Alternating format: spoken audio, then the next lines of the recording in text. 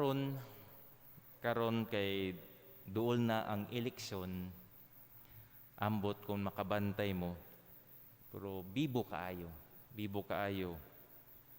o gubot, samok, toxic na kaayo ang mga tao sa social media,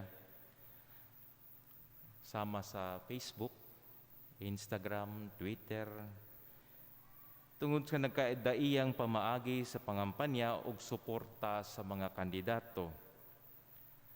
Ang problema kay bash diri, bash didto. Normal na lang ang mangaway, manginsulto, masuko sa uban.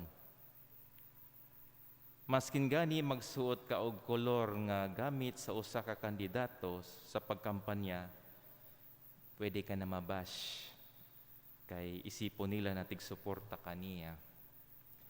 Gani uso karon ang gitawag na cancel culture. Cancel culture. Unsa man ning cancel culture?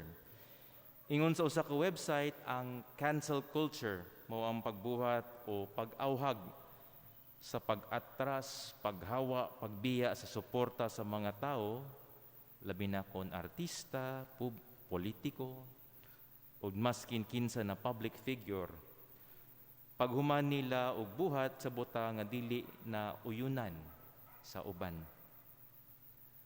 Cancel culture is the popular practice of withdrawing support or canceling artists, politicians, or public figures after they have done or said something considered objectionable or offensive. Sa atong ebanghelyo karon mga igsoon, mipaambit si Jesus kung unsa ang gugma kaniya. O dako kini nahagit, kay ang buot pasabot ni ani na kini nagugma, mao man ang pagtinguha sa kaayuhan sa usag-usa.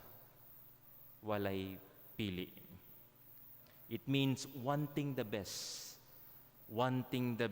for the other person. Ingon ni Jesus na higugmaon nato ang atong mga kaaway. Higugmaon nato ang atong mga kaaway. Kuyaw, lisod. Magbuhat og kaayuhan kanila nga nagdumot kanato. Kuyaw, lisod. Ug wala pa gyud nahuman si Jesus, may padayon siya og ingon nga panalanginan ang manghimaraot, iampo sila nga nagdaog-daog kanato. Nga kun musagpa sa atong aping, ipasagpa ang pikas.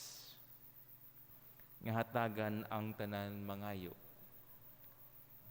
Kuyaw, lisod. Pero mga igsoon, ingon nila nga ang kalainan nato sa laing relihiyon, mao man nakitang mga Kristiyanos mapasayloon, kitang mga Kristiyanos maluluyon, kitang mga Kristiyanos mahigugmaon. What makes us different and what makes us distinct from other faith traditions is that we advocate forgiveness, we advocate compassion, we advocate love.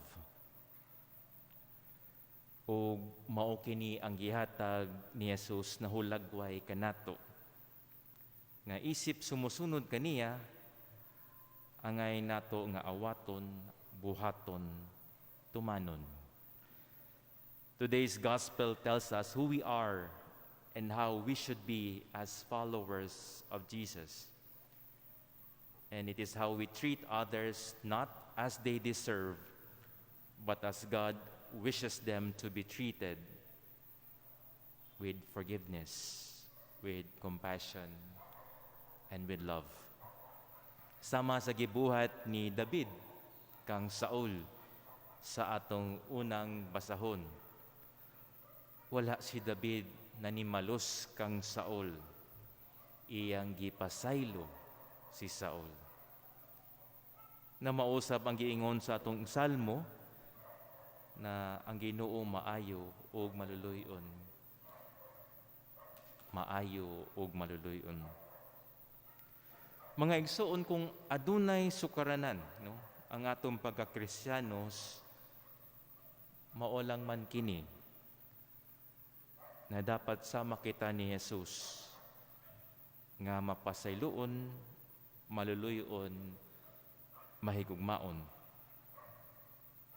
Nabut pasabot mga igsoon, ang cancel culture dili nato kultura. Ang cancel culture dili nato pagkatao. Ang cancel culture dili nato buluhaton. We forgive, we have compassion, we love.